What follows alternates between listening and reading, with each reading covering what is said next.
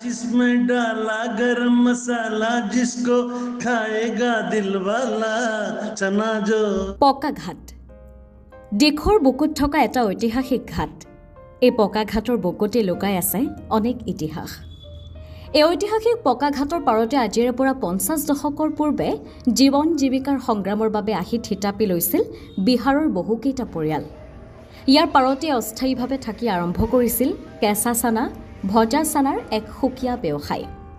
তাহানিতে মূৰত কাঠৰ বাকচ লৈ কেতিয়াবা চাইকেলত অথবা কেতিয়াবা বাল্টিত চাটপট্টি কেঁচা চানা ভজা চানা নিৰ্দিষ্ট টেমাত ভৰাই দিনটোৰ বাবে জীৱিকাৰ সন্ধানত ওলাই গৈছিল ৰামবিলাস ননিয়া মুক্তি সিকন্দৰৰ দৰে অনেকজন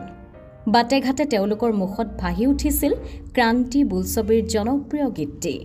चना जोर गरम बाबू में लाया मजेदार चना जोर गरम बाबू में लाया चना जोर गरम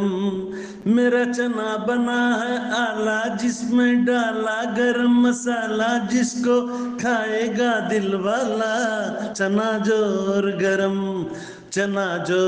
गरम बाबू मैं लाया मजेदार चना जोर गरम बाबू मैं लाया मजेदार चना जोर गरम সময়ৰ পৰিৱৰ্তনত 50 দশকতে অহা বহুকেইটা পৰিয়ালৰ আত্মীয়ই আজিও নগৰখনত পৰম্পৰাগতভাৱে সব মিছল চানাৰ উপৰি